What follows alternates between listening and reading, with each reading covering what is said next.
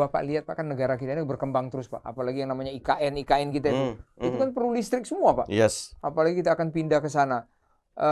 Menurut Bapak gimana Pak? Ini saya agak bukan menyimpang, tapi ini semua kan bisa menghasilkan listrik. Iya. Nuklir Pak, bagaimana? Karena ini debatable terus Pak. Ada yang bilang itu bahaya untuk masyarakat.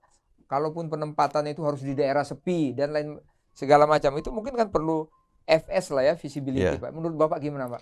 Bapak kan saya lihat ketua asosiasi ini kan jago nih Pak. Banyak teman-temannya di mana-mana. Gimana? Ya, nuklir ke ini, depan Pak? itu kalau kita bicara energi baru terbarukan itu tentu saja faktor utama itu apakah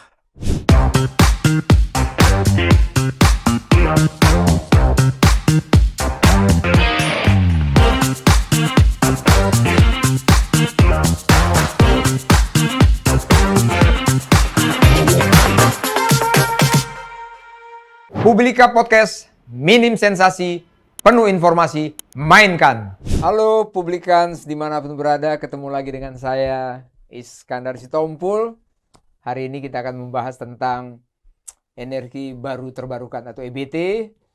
Nah, dalam hal ini tentunya panas bumi, di mana negara kita sangat butuh listrik.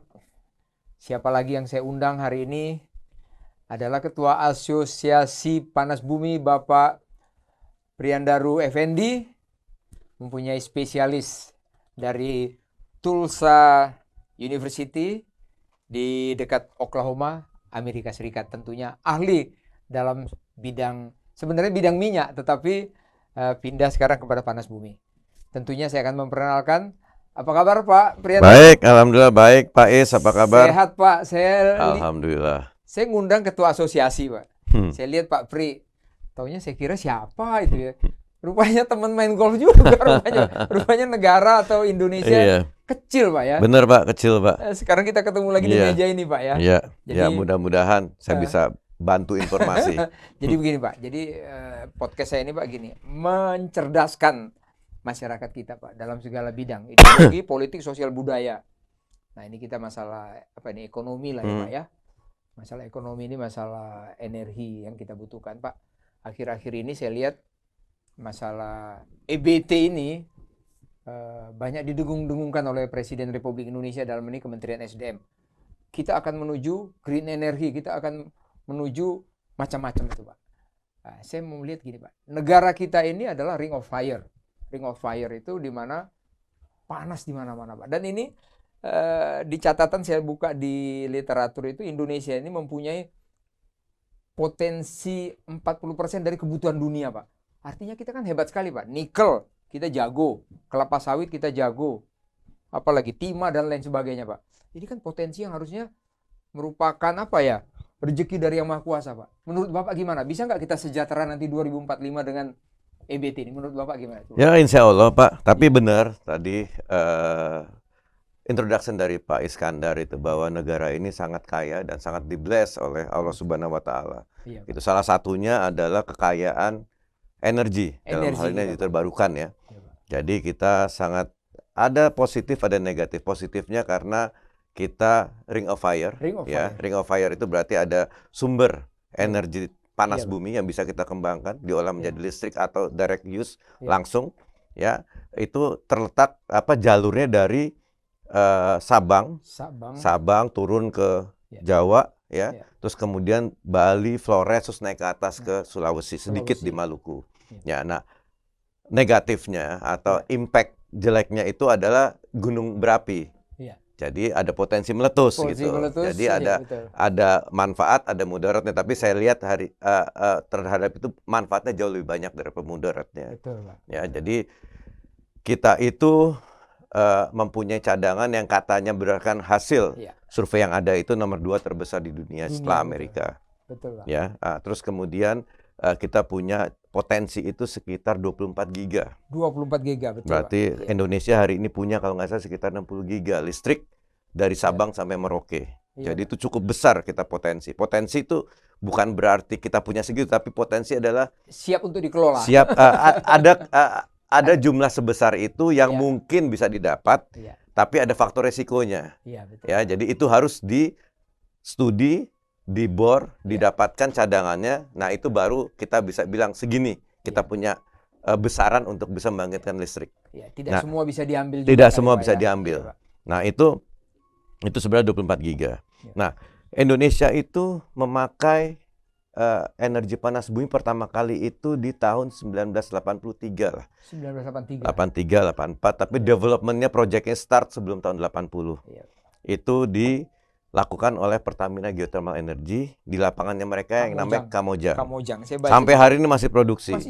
Masih produksi dan masih bagus. Jadi dari tahun 83-84 itu pertama kali volumenya atau kapasitasnya sebesar 35 megawatt, Pak. Hari ini sekitar 2,3. 2,3. Berarti itu pertambahan per tahun itu hanya sekitar 60. Kenapa dia sampai lambat itu Pak? Sangat lambat dengan potensi sebesar ini, pertambahan per tahunnya hanya 60 mega. Nah, kita tahu dari awal itu memang kan kita tahu lah bahwa Republik ini mendirikan PLN, pembeli satu-satunya dalam hal ini listrik ya di Indonesia itu adalah untuk melistriki masyarakat Indonesia. Ya 100% semua dengan harga terjangkau. Itu jangan lupa dengan harga terjangkau. Jadi sehingga dicarilah pemerintah akan turun tangan apabila harga itu menjadi tidak terjangkau. Itu yang kita bilang namanya subsidi. Ya. Panas bumi itu menghasilkan ya karena ada faktor resiko, ada segala macam yang jadi gini. Kita itu sama dengan oil and gas, di mana itu kita harus untuk mendapatkan cadangan harus kita ngebor dulu di depan. Resikonya tinggi. Resikonya tinggi. Nah, tidak ada teknologi sampai hari ini yang bisa memastikan besaran cadangan yang bisa kita exploit itu tanpa pemboran. Harus pemboran dengan resiko besar. Sehingga membuat premium harga agak lebih tinggi. Satu itu, terus kemudian panas bumi juga kapasitasnya juga tidak besar. Antara 50 sampai 100 megawatt. Kemudian dibangun secara staging sehingga economic of scale-nya juga membuat harga ini menjadi agak lebih tinggi. Nah, dari awal dari tahun 83 itu sampai tahun 98 itu ada generasi yang kita sebut Joint Operating Contract. JOC, di mana dulu WKP tersebut masih dikuasai oleh Pertamina. Ya, kemudian dikontrakkan kepada IPP yang berminat membangun panas bumi. Nah, waktu itu harga tidak masalah karena langsung dikeluarkan Perpres oleh Pak Presiden pada saat itu. Jadi memang kebutuhan energi besar, apalagi energi terbarukan dalam hal ini panas bumi itu memberikan citra yang cukup bagus untuk Indonesia juga mengangkat isu bahwa faktor lingkungan pada saat itu, ya dan banyak ini developer yang saat itu juga tertarik dengan. Saya menarik tadi Pak, ada Bapak mengatakan high risk ya atau resiko tinggi tentang bagaimana pengeboran dan drilling. Apakah kita punya ahli-ahli nggak punya sekali keker atau paranormal yang bisa melihat itu atau dan itu yang pertama. Yang kedua, apa nggak ada Pak insentif apapun atau penggantian?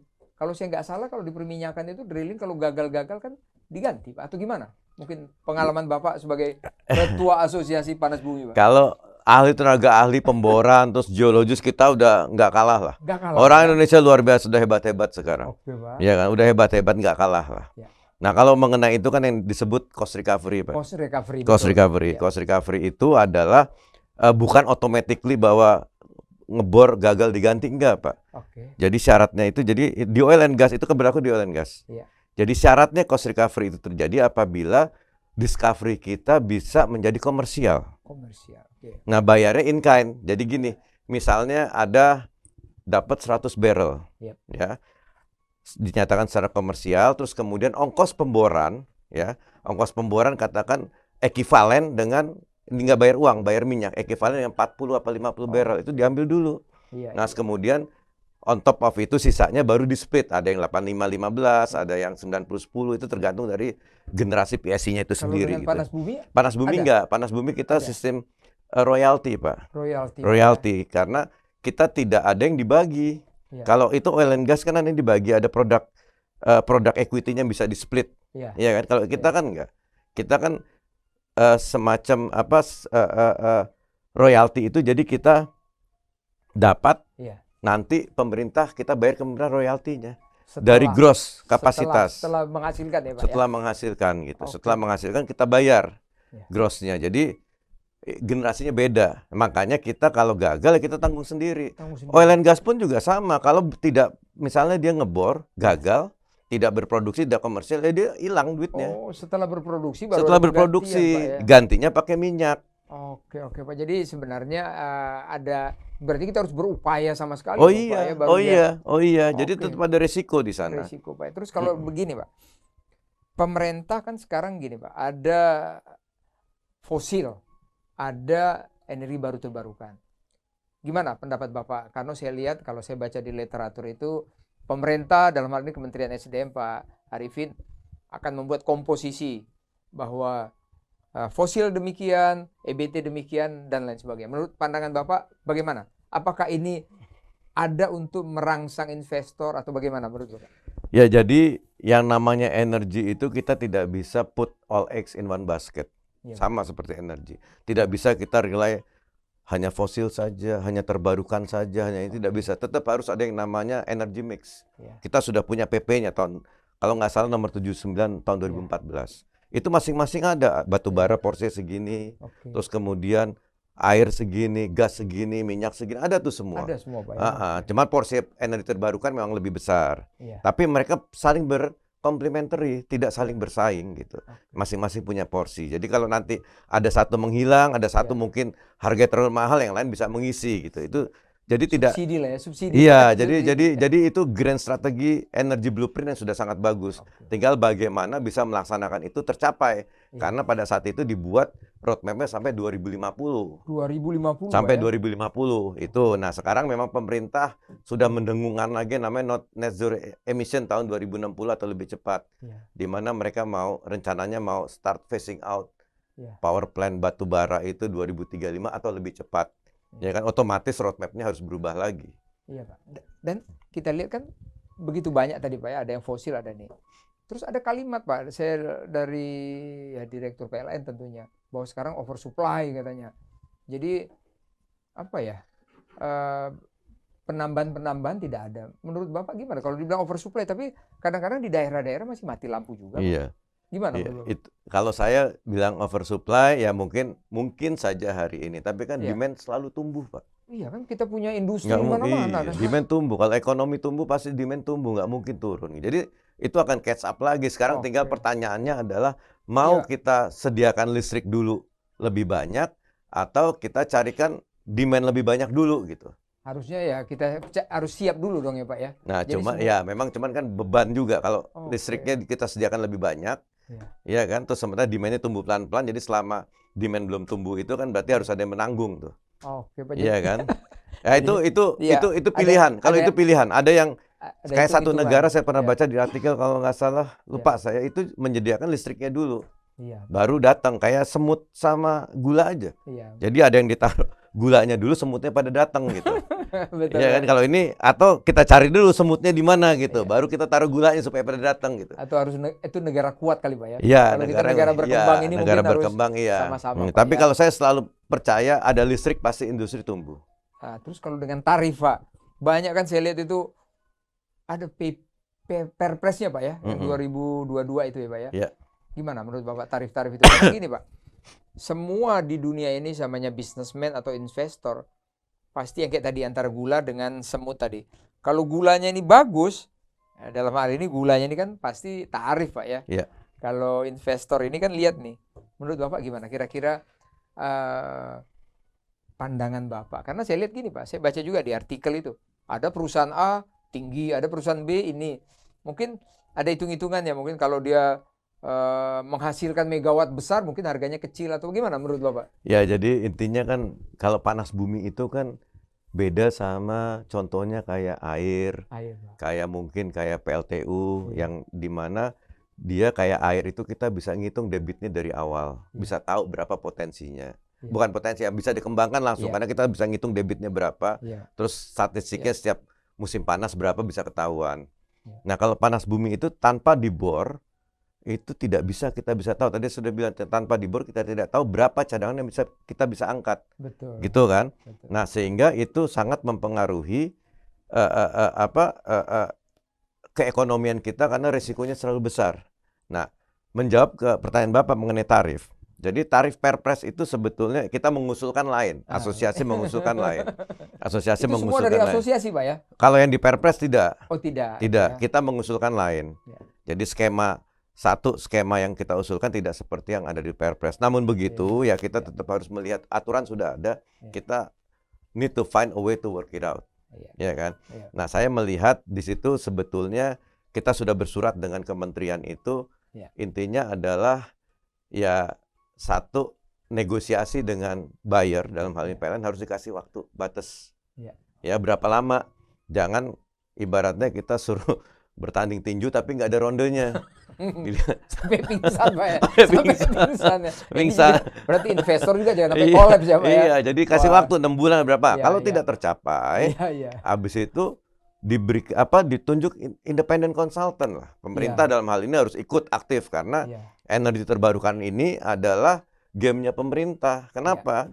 Karena energi terbarukan ini menjawab dua tantangan isu utama. Satu, masa sustainability dari energi untuk menunjang pembangunan kita yang sustainable ke depannya, sama emission reduction untuk membuat masyarakat kita sehat kan itu. Sehingga itu kepentingannya pemerintah, bukan kepentingan developer, bukan kepentingan pembeli kan gitu. Nah, pemerintah turun tangan. Jadi kalau sudah dikasih waktu 6 bulan atau berapa bulan tidak ketemu, sudah ada penunjukan dari independent consultant, pemerintah turun tangan, ya harus diputuskan, ya kan harus diputuskan, oke atau tidak gitu. Nah, sehingga ada kepastian buat kita. Nah, apabila keputusannya dari perhitungan independent consultant di atas ceiling, itu Menteri SDM di situ menurut Perpres bisa memutuskan, menyetujui gitu. Nah, kalau dibuka ya saya rasa it workable. Terus kedua adalah banyak insentif yang dijanjikan oleh pemerintah yang akan dituangkan di dalam permen tersendiri. Nah, itu kita belum lihat. Nanti kita akan bersama-sama dengan. Iya, saya baca di artikel juga tuh katanya akan ada masalah price itu akan ada insentif gitu. Mudah-mudahan dijalankan. Saat ini sih kita udah banyak, Pak. Saya terus terang mesti berterima kasih lah terhadap Kementerian Keuangan yang sudah banyak sekali memberikan insentif ke kita. Ya kan, memang ada beberapa yang kita sedang kejar, sedang mintakan itu, tapi kita harus apresiasi itu. Oke, Pak, senang sekali, Pak. Jadi kalau Bapak lihat, Pak, kan negara kita ini berkembang terus, Pak. Apalagi yang namanya IKN kita itu kan perlu listrik semua, Pak. Apalagi kita akan pindah ke sana. Menurut Bapak gimana, Pak? Ini saya agak bukan menyimpang, tapi ini semua kan bisa menghasilkan listrik. Nuklir, Pak, bagaimana? Karena ini debatable terus, Pak. Ada yang bilang itu bahaya untuk masyarakat. Kalaupun penempatannya itu harus di daerah sepi dan lain segala macam, itu mungkin kan perlu FS lah ya, visibility, Pak. Menurut Bapak gimana, Pak? Bapak kan saya lihat ketua asosiasi ini kan jago nih, Pak. Banyak teman-temannya di mana-mana. Gimana? Ya, nuklir ke ini, depan Pak? itu kalau kita bicara energi baru terbarukan itu tentu saja faktor utama itu apakah energi terbarukan yang mau didevelop ke depan ini yang kita punya saat ini sanggup mengganti peran fosil fuel. Kan tujuannya kan batu bara dan minyak itu. Iya, kan tujuannya akan mengurangi itu. Betul. Ya, saya tidak rekomend untuk menghilangkan, tapi mengurangi itu semaksimal mungkin, digantikan oleh peran energi baru dan energi terbarukan. Energi baru dalam hal ini ada nuklir. Betul. Nah, itu termasuk terbarukan tuh, Pak? Itu energi baru, Pak. Baru ya. Baru. Energi baru, ya. Nah, itu tanpa adanya, kalau energi terbarukan seperti kan panas bumi paling 50-100 megawatt sekali, itu butuh waktu 10-13 tahun. Betul. Jadi butuh waktu lama, ya kan? Terus kemudian juga yang lain-lainnya ada angin, ada air, ada segala macam itu untuk mengimbangi untuk mengimbangi PLTU tentu saja tidak sebanding. Karena PLTU kan bisa 1.000, 2.000, 3.000 megawatt. Sekali, Pak, ya? Iya, jadi sehingga harus ada energi yang sepadan untuk mengganti perannya sebagai baseload. Baseload. Ya? Nah, nuklir adalah satu pilihan. Saya tidak bermaksud untuk membuat gaduhan tapi pilihannya ya kalau menurut saya opini pribadi. Ini masyarakat kan takut, Pak. Tapi kan tentunya pemerintah itu bagaimana supaya masyarakat lebih ringan, lebih nyaman dan bisa sejahtera itu kan, Pak. Kita mengedukasi kok. Iya, jadi pilihannya memang tidak ada lagi kalau kita mau mengurangi peran fossil fuel untuk mengganti beban supply daripada baseload itu ya memang pilihannya yang reliable, yang masuk akal saat ini hanya tinggal nuklir plus energi terbarukan. Nuklir harus ikut untuk supaya bisa fosil berkurang. Nah, kalau ditanya safe atau tidak ya Nah, sekarang itu, saya Pak. selalu bandingin dengan antara kita Chernobyl.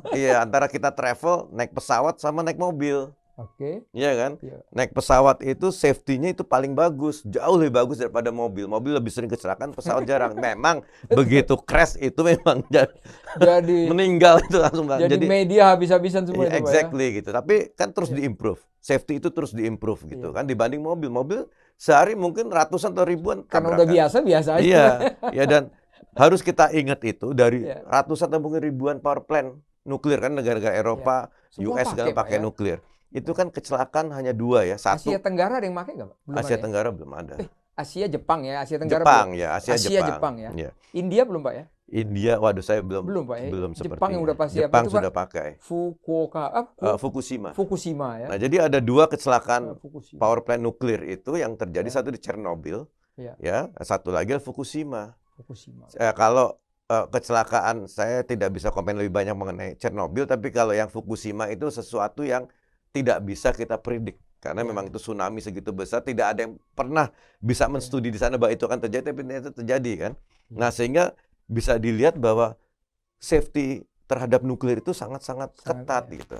Ya. Jadi kalau apakah itu mungkin terjadi, there's no guarantee, tapi kemungkinan terjadi sangat kecil. Ya, Pak. Sehingga harus dicarikan lokasi yang benar-benar safe. Kalau suatu saat amit-amit terjadi, impact-nya tidak besar gitu. Radiusnya dihitung ya, Pak ya, radiusnya. Terus kalau menurut Bapak listrik kita ini, Pak, ke depan ini tadi kalau saya lihat kan kita ada yang fosil, kan awalnya kita fosil dulu baru EBT, sekarang yang baru nuklir, Pak ya. Oke lah, kita sekarang di tahap ini dulu yang namanya nuklir itu biarlah itu dalam program jangka panjang pemerintah kita.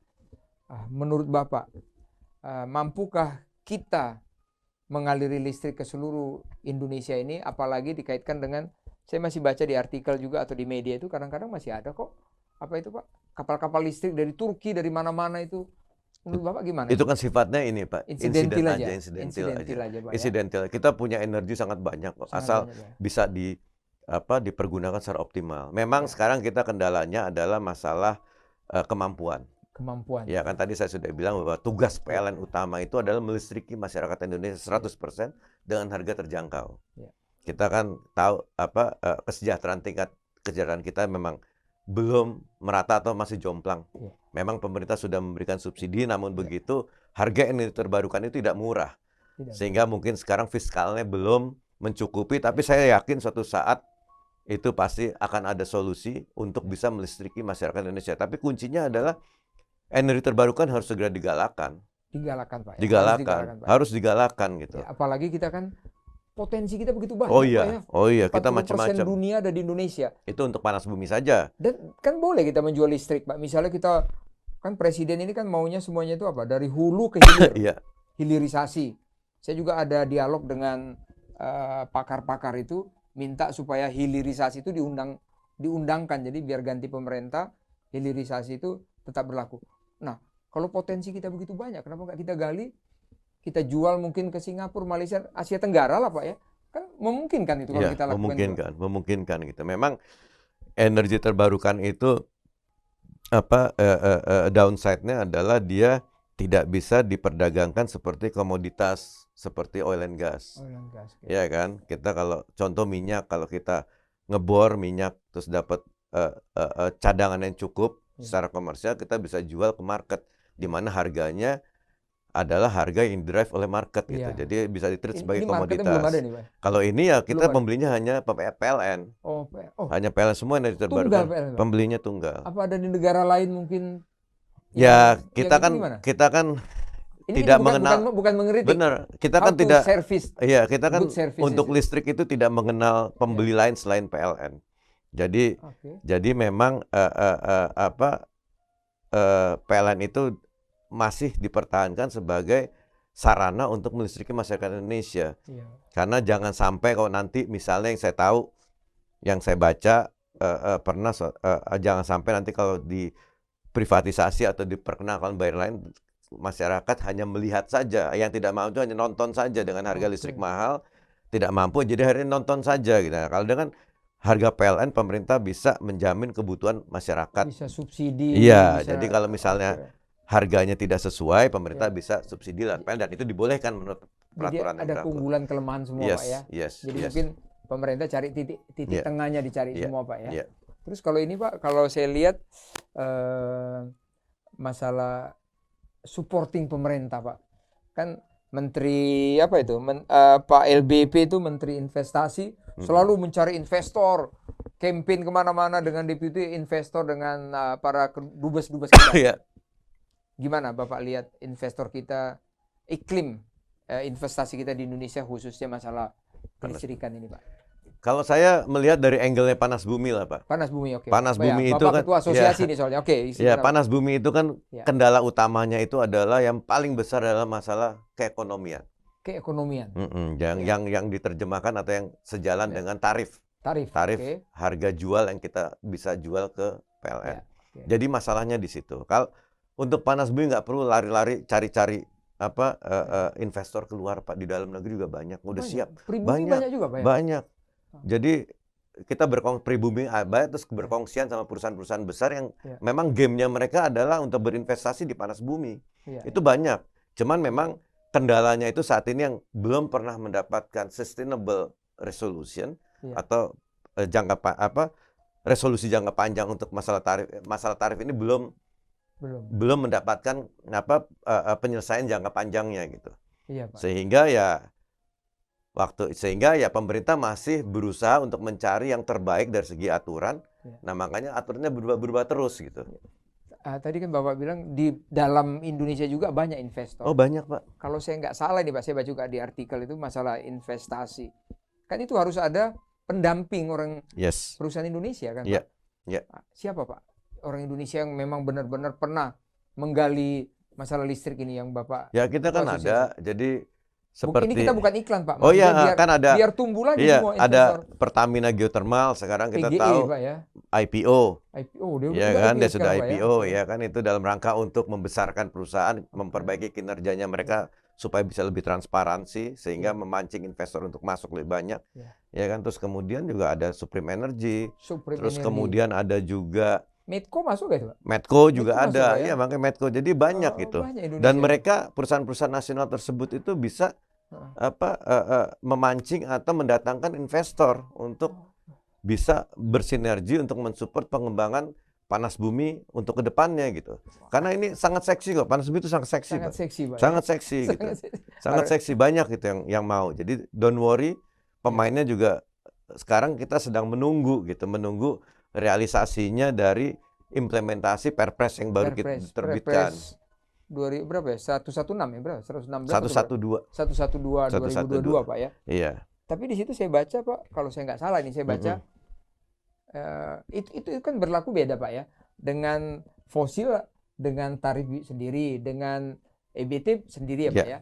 Kalau saya nggak salah karena ini fokusnya EBT, kalau saya nggak salah itu apa? 9 apa 8 apa berapa? Tergantung kapasitas. Kapasitas megawattnya Pak ya. Kapasitas ya. Lebih besar, lebih kecil. Iya, jadi lebih kapasitas lebih besar, tarifnya lebih kecil. Lebih kecil Pak ya. Dan dia ada 2 staging. Jadi 10 tahun pertama sama 11 tahun itu sampai selesai.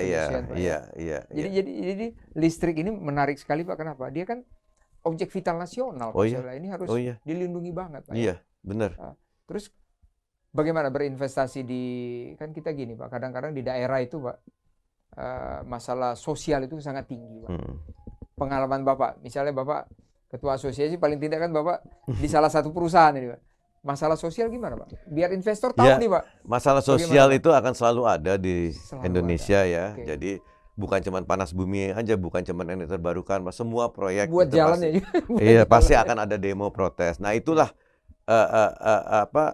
gunanya berpartneran dengan perusahaan nasional, karena kita bisa mengarahkan bagaimana kita untuk bisa mendapatkan dukungan masyarakat setempat, komunitas ya. Jadi ya kita tidak harus nomor satu adalah sosialisasi, itu jelas. Tidak boleh ada kata capek untuk sosialisasi. Karena masyarakat, terutama panas bumi, kita berada di daerah yang belum terjamah atau minim terjamah pembangunan. Sehingga kita yang harus mengeducate. Di hutan-hutan gunung. Iya, semua di gunung, semua yang belum terjamah pembangunan. Jadi kita harus mengeducate mereka. Kalau bukan ya saya merekomen untuk meng-hire orang yang sesepuh di sana untuk Sesepuh di bekerja sana. bersama untuk mengeducate masyarakat. Mereka mendukung kok kalau mereka tahu gitu. Jangan sampai ada oknum-oknum yang masuk duluan Iya, Pak. menjemarkan cerita yang dipelintir balik gitu. Itu jadi perusahaan harus terus melakukan sosialisasi, kalau perlu door to door, Ya. nggak boleh capek. Itu memang ya memang itu untuk kebaikan bersama harus seperti itu. Kalau teknologi, Pak, kan Presiden selalu mengatakan apa itu? Lokal konten lah, apalah segala macam itu, Pak. Gimana? Kalau teknologi kita itu apakah harus masih dari luar negeri? Apa mungkin sudah bisa membangun sendiri, misalnya kayak turbin lah, pipa lah, macam-macam?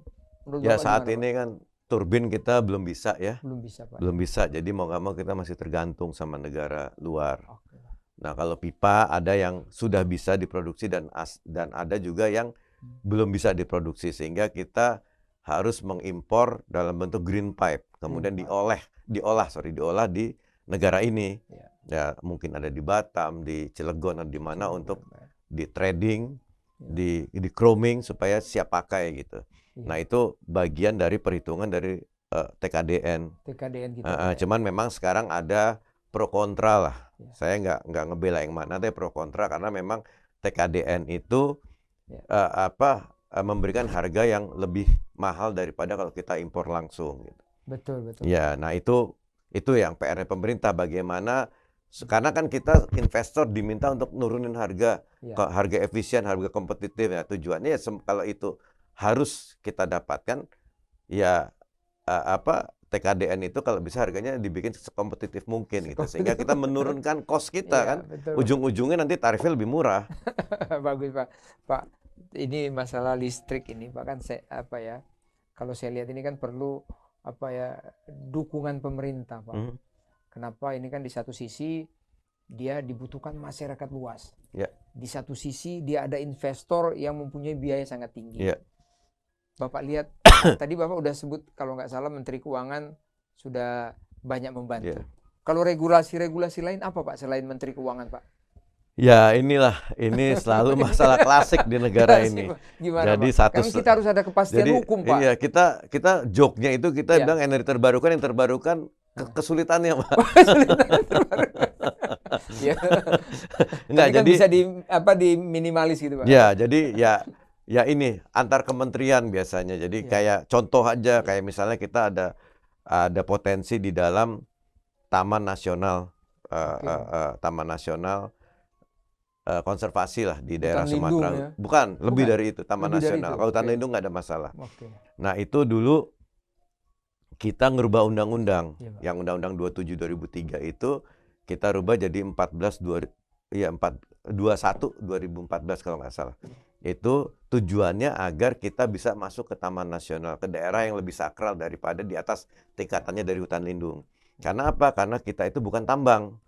Dulu itu 2003, Undang-Undang 2003 kita disebut izin, kita nama IUP, izin usaha pertambangan. Jadi diganti menjadi IPB, izin panas bumi. Supaya memang kita tidak melakukan tambang, kita hanya mengekstrak heat yang ada di situ. Betul. Nah, tujuannya itu supaya kita bisa masuk. Terbitlah undang-undang itu, kita sudah tidak dikategorikan sebagai pertambangan lagi.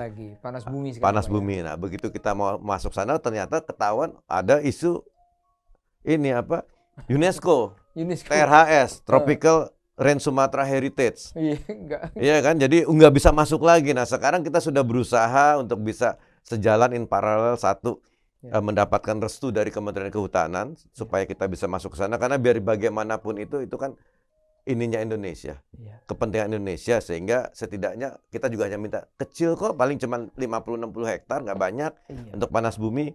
Nah, itu sejalan itu, tapi ternyata timbul lagi masalah air permukaan. Jadi ada undang-undang PUPR itu yang melarang pemakaian air permukaan di dalam Taman Nasional untuk keperluan komersial. Jadi saya tahu tujuan utamanya seperti mungkin kalau ada air mineral, itu nggak boleh ngambil dari situ. Nah, tapi kan kita panas bumi pakai air itu untuk pemboran, ya kan, ujungnya komersial. Nah, itu yang bikin grey, sehingga sekarang ya kita ngelobi lagi sama PUPR untuk bisa ngerubah peraturan tersebut agar kita bisa lebih mulus masuk ke dalam Nah, taman nasional tersebut. ini menarik Pak, masalah regulasi ini kan. Nah, bagaimana Pak? Kan pemerintah sudah buat itu Pak, agar semuanya sederhana, agar semuanya itu mudah antar kementerian lembaga terkait itu.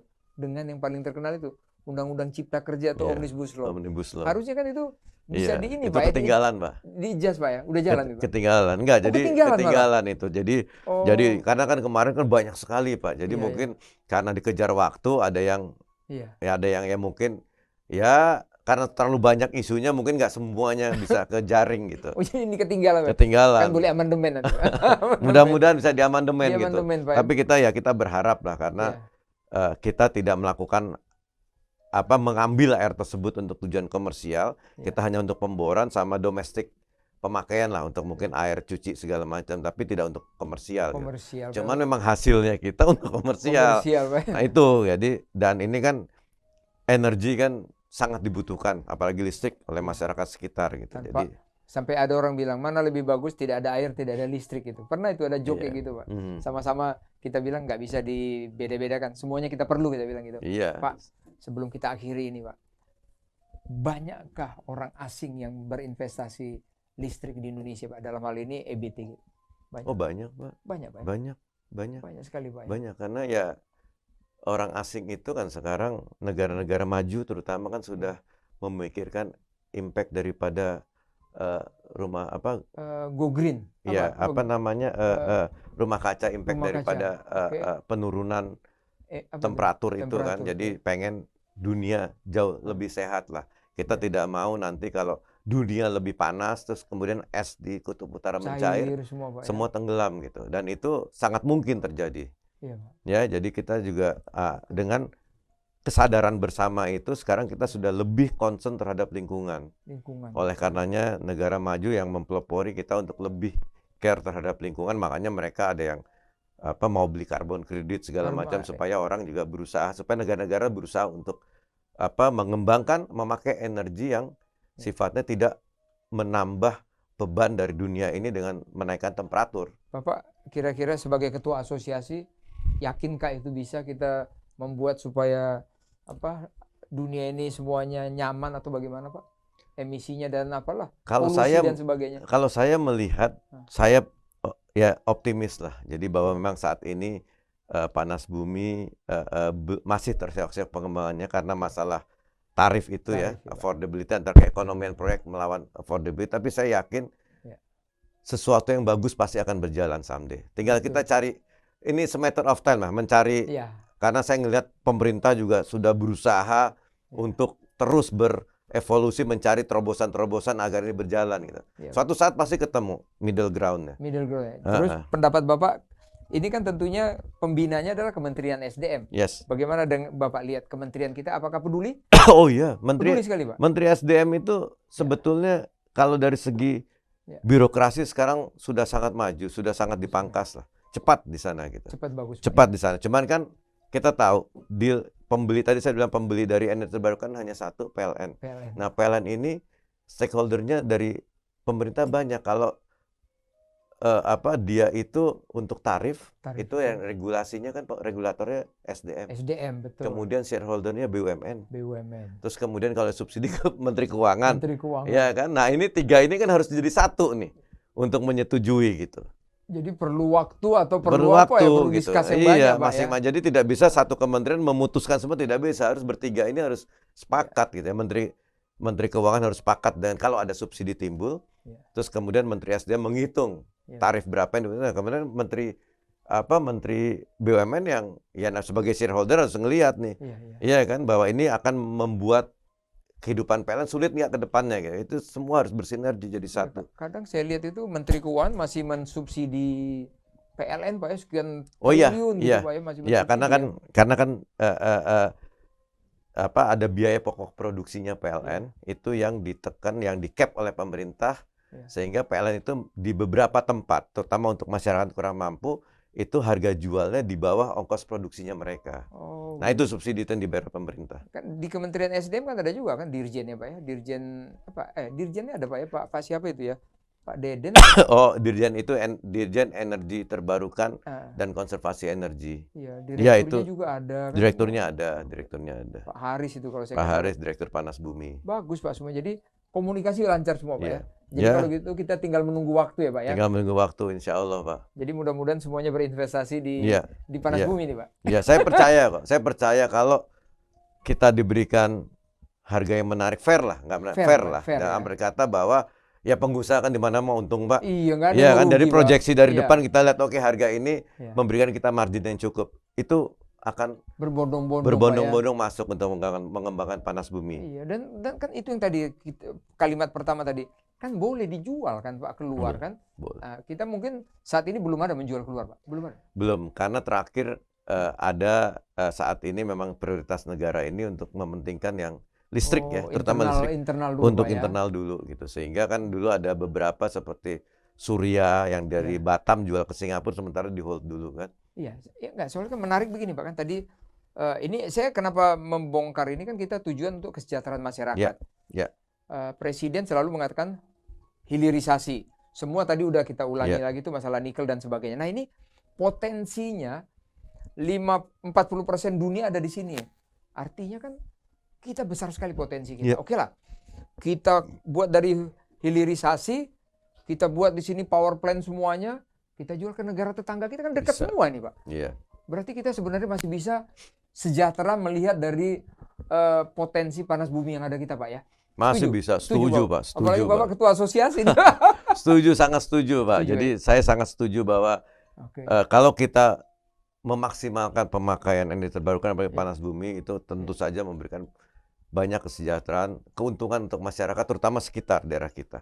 Iya, Pak. Ya tadi saya sudah bilang bahwa panas bumi ini lokasinya mostly berada di daerah yang belum terjamah atau minimum terjamah pembangunan infrastruktur segala macam. Nah, kita untuk masuk ke daerah tersebut kita harus buka jalan.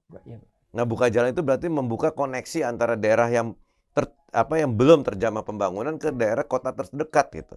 Sehingga yang tadinya berhari-hari mereka jalan kaki sekarang sudah bisa beli motor, beli segala macam untuk jalan. Betul. Untuk nyambung. Jadi itu akan membantu program pemerintah lah. Di kampung saya juga itu, Pak. Iya, karena yang dulu jalan kaki sekarang udah naik mobil semua. Iya, karena panas bumi itu tidak bisa dipindah. Tidak bisa dipindah. Sehingga lokasi di sana kita harus ngedeketin gitu. Beda sama ada beberapa energi atau mostly daripada energi yang lain itu bisa dipindah tempatnya.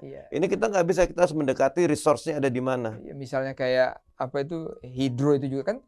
Di sini kita pilih yang di sana. Ini kan nggak bisa milih, harus di sini, Pak. Iya, harus di situ. Oke, jadi kalau gitu negara kita ini masih banyak potensi-potensi lagi yang buat kita sejahtera, Pak ya. Tadi 40% mudah-mudahan Kementerian investasi maupun apalah ya terkait itu bisa mendengar podcast kita ini, Pak ya. Jadi jangan hanya saya kenapa mengajak ketua asosiasi panas bumi ke sini. Jangan kita hanya bicara nikel saja, timah saja, kelapa sawit saja. Saya ingin mengajak kita punya potensi panas bumi yang begitu tinggi. Benar. Banyak orang nggak tahu, Pak, kadang-kadang. Benar. Makanya saya suka baca artikel. Wah, ini kayaknya perlu. Makanya saya bilang, wah ini undang ketua asosiasi panas bumi. Taunya teman sendiri rupanya.